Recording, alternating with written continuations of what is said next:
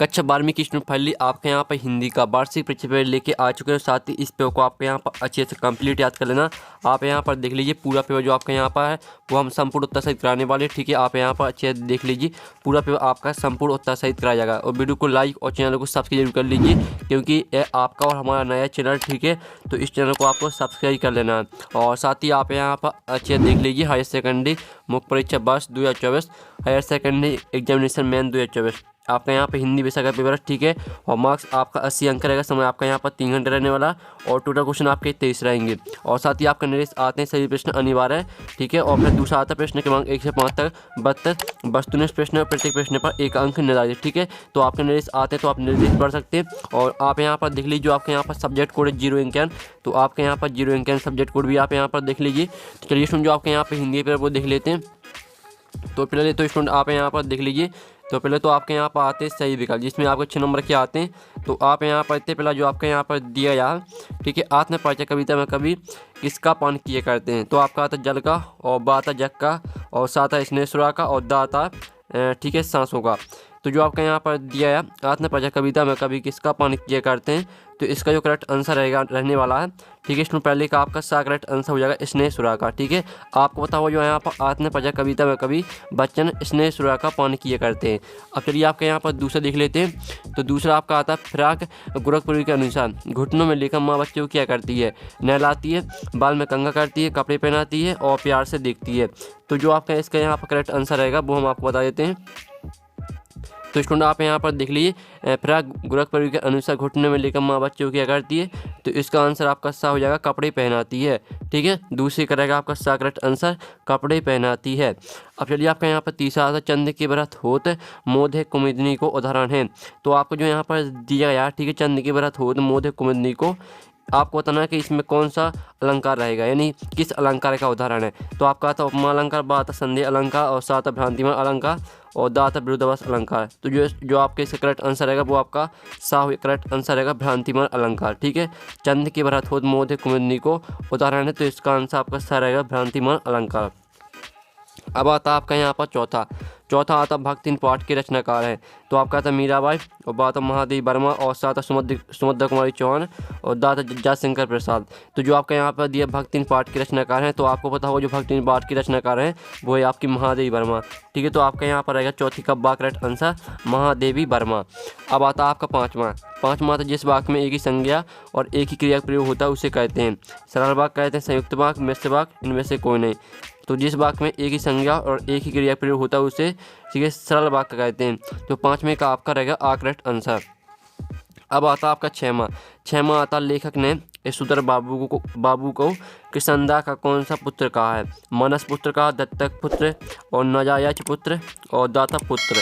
तो जो आपके यहाँ पर दिए लेखक ने यशोधर बाबू के संदा कौन सा पुत्र कहा है, तो इसका आंसर आपका आ रहेगा मानस पुत्र, ठीक है। 6वें का आपका आ करेक्ट आंसर हो जाएगा मानस पुत्र।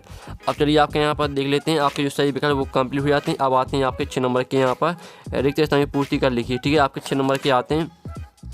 तो पहला आपके यहाँ पर आता है तुमने डॉट को सहूलियत से बरतना कभी नहीं सीखा। तो यहाँ पर तुमने भाषा को सहूलियत से बरतना कभी नहीं सीखा, पहले का उत्तर आपका भाषा हो जाएगा, ठीक है।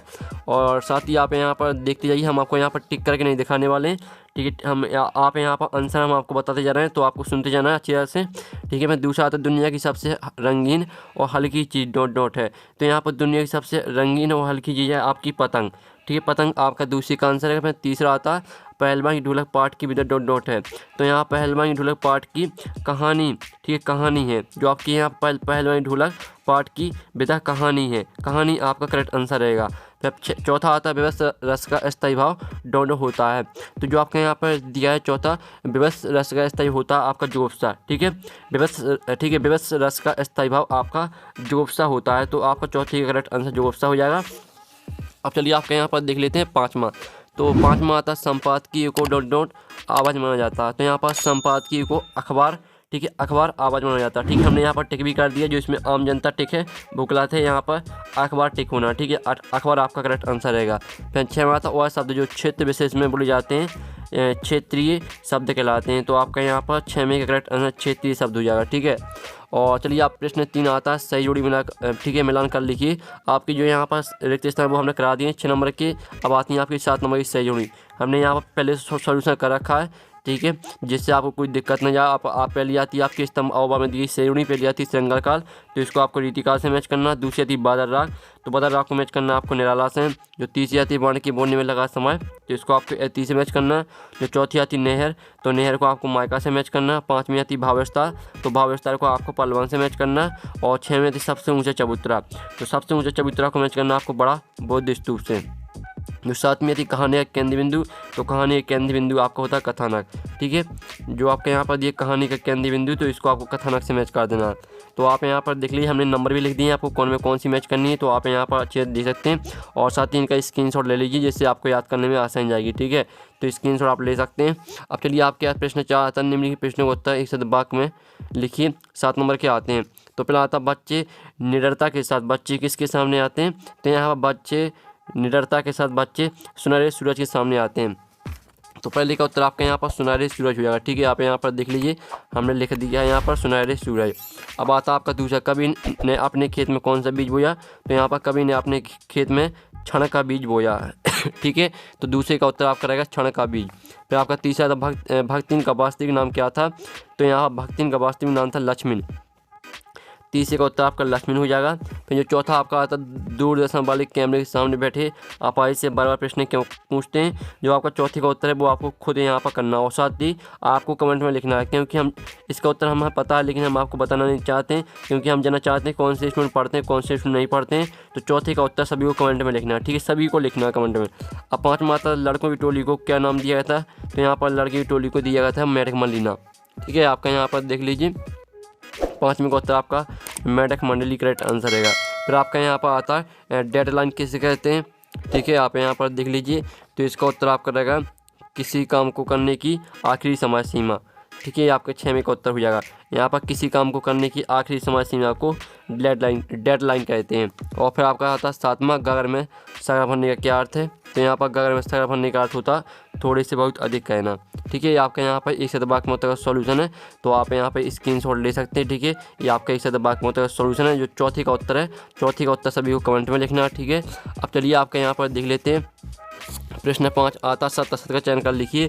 6 नंबर के आते हैं। पहला आता मधुशाला बच्चन की प्रसिद्ध कृति है, तो पहला आपका सत्य रहने वाला, पहला बिल्कुल सत्य रहेगा। फिर दूसरा था खरीद नहीं सकती कोई लेखक ने परचेजिंग पावर कहा, तो दूसरा आपका यहाँ पर सत्य हो जाएगा, ठीक है, दूसरा भी सत्य रहेगा। जो तीसरा है, अब जो तीसरा आपका आता है आहिस्ता सुख पश्चात दुख की छाया छा रहती है, तो तीसरा आपका यहाँ पर सत्य रहेगा। चौथा आता कला अक्षर भैंस बराबर का अर्थ साक्षर होना है, तो चौथा आपका असत्य हो जाएगा। और पाँचवा आता मनोहर श्याम जोशी को साहित्य अकादमी पुरस्कार से सम्मानित किया गया है, तो पाँचवा आपका यहाँ पर, ठीक है, पाँचवा आपका सत्य रहेगा। और छठवां रस को काप का शरीर, ठीक है। आप यहाँ पर रस को काप का शरीर कहा जाता है, तो जो छठवां है वो आपका असत्य हो जाएगा, ठीक है। आप यहाँ पर देख लीजिए आपका यहाँ पर सत्य का सॉल्यूशन है। पहला आपका सत्य रहेगा, दूसरा भी सत्य, तीसरा भी सत्य रहेगा, चौथा आपका असत्य रहेगा, पाँचवा सत्य रहेगा, छठवां असत्य रहेगा, ठीक है। आप यहाँ पर स्क्रीनशॉट ले सकते हैं। अब चलिए आपके प्रश्न 6 आता है शीतलवाड़ी में आग होने का क्या अभिप्राय है, अथवा तो ऊर्जा जादू क्या है और क्यों टूट रहा है, ठीक है। आप यहाँ पर देख लीजिए। और फिर आपका आता है 7वां क्वेश्चन, छायावादी काव्य की दो विशेषता प्रवृत्ति लिखिए, अथवा प्रयोगवाद की कोई दो विशेषता प्रवृत्ति लिखिए। साथ ही जो आपका उपयोग क्वेश्चन जो अथवा क्वेश्चन है, दोनों क्वेश्चन को आपको याद करना है, ठीक है। और आप यहाँ पर 8वां था प्राचीन पवर से लिखा क्या आशा है, अथवा अशोक वृक्ष की दो विशेषताएं लिखिए। और जो इनके आंसर वो भी हम बता देंगे, वीडियो आपको लास्ट तक देखना, सभी आंसर आपको कराए जाएंगे। प्रश्न 9 आता लड़कों की टोली को मेढक मंडली नाम क्यों दिया गया, अथवा सीरीज को काली अवधूत क्यों कहा गया, ठीक है। आपको यहाँ पर अथवा सहित सभी प्रश्नों को अच्छे से यहाँ पर याद करना है। फिर आपका 10वां प्रश्न आता संदेह अलंकार की परिभाषा उदाहरण से लिखी, ठीक है। आपके दो अंक यहाँ पर क्वेश्चन करा रहे हैं। फिर आपका यहाँ पर अथवा आता है भ्रांति में अलंकार की परिभाषा उदाहरण से लिखिए, ठीक है। तो आप यहाँ पर अच्छे देख लीजिए, साथ ही वीडियो को लाइक और चैनल को सब्सक्राइब जरूर कर लीजिए, क्योंकि हम बड़ी मेहनत से आपके लिए यहाँ पे लाते हैं, ठीक है। अब आते हैं आपके 11वें क्वेश्चन, कवि छंद की परिभाषा उदाहरण से लिखिए, अथवा था लक्षण शब्द शक्ति की परिभाषा उदाहरण से लिखिए। फिर आपका यहाँ पर 12वां था राजभाषा और राष्ट्रभाषा दो अंतर लिखना, आपका ये 2 अंक का क्वेश्चन है। अब चलिए जो इसका अथवा वो देख लेते हैं। तो इसका अथवा था जीवनी और आत्मकथा में कोई 2 अंतर लिखिए, ठीक है। और फिर आपका आता 13वां क्षेत्रीय शब्द किसे कहते हैं उदाहरण उदाहरण सही लिखिए। अथवा आता निपात की परिभाषा उदाहरण सही लिखिए। फिर आपका आता 14वां इंटरनेट पत्रकारिता क्या है, अथवा आता में क्या है उदाहरण के माध्यम से लिखिए। फिर 15वां आता यशोदा बाबू के चरित्र की कोई विशेषताएं लिखिए। अथवा आता मोहनजोदड़ो सप्ताह को लो प्रोफाइल सप्ताह क्यों कहा गया है। फिर आपका यहाँ पर 16वां आता तुलसीदास अथवा सूर्यकांत त्रिपाठी निराला का काव्यगत परिचय निम्नलिखित बिंदु के आधार पर लिखिए। आपको दो रचना लिखना, भावपक्ष खिलाफत लिखना, साहित्य में स्थान लिखना, ठीक है। अथवा लगा तो दोनों में से आपको एक भी करना है जिस पे आपसे बन जाए, ठीक है। 17वां आता महादेव वर्मा अथवा जयेंद्र कुमार का आपको यहाँ पर साहित्य का परिचय लिखना है, दो रचनाएं, भाषा शैली और साहित्य में स्थान।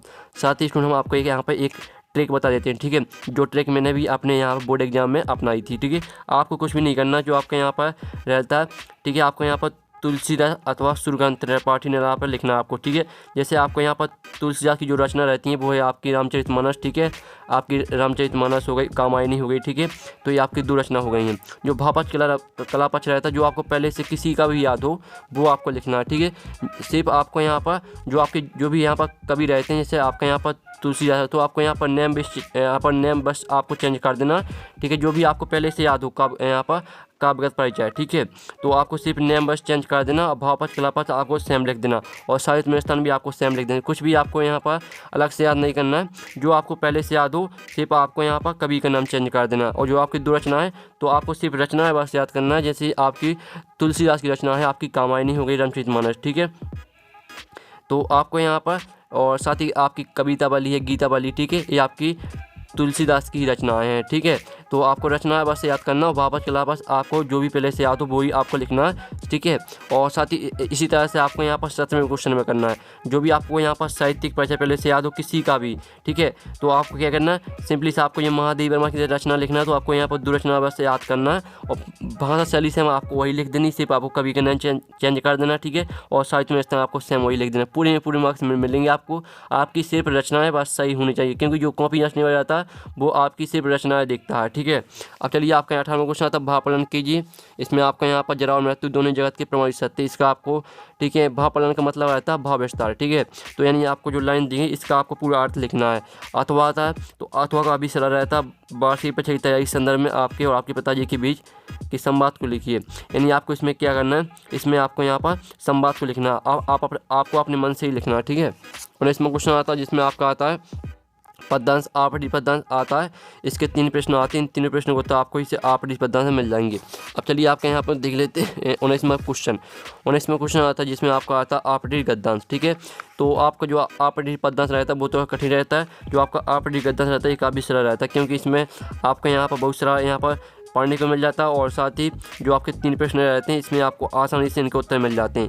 तो जो 3 प्रश्न दिए 3 प्रश्नों को उत्तर आपको इसी आपटी गद्यांश से मिल जाएंगे। फिर आपका आता है 20वां प्रश्न जिसमें आपका आता है पद्यांश, इसकी आपको संदर्भ प्रसंग सहित व्याख्या लिखनी है, ठीक है। तो आप यहाँ पर देख लीजिए, आपको इसकी संदर्भ प्रसंग सहित व्याख्या लिखनी है। फिर आपका 21वां क्वेश्चन आता है, तो 21वां क्वेश्चन आप यहाँ पर देख लीजिए, ये आपका गद्यांश आता है। तो इस गद्यांश की आपको संदर्भ प्रसंग सहित व्याख्या लिखनी है। आपका 4 अंक का क्वेश्चन है, ठीक है। आप यहाँ पर अंक भी देखते जाइए। अब चलिए आपका 22वां क्वेश्चन आता है और 23वां क्वेश्चन।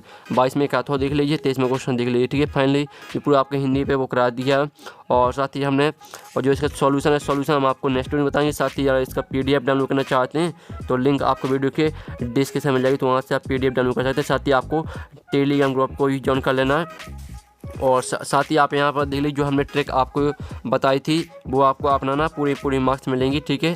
और साथ ही आप यहाँ पर जो सॉल्यूशन है वो नेक्स्ट वीडियो में आएगा, तो वीडियो को लाइक कर लीजिए। हम यहाँ पर नेक्स्ट वीडियो में, ठीक है। Bye bye.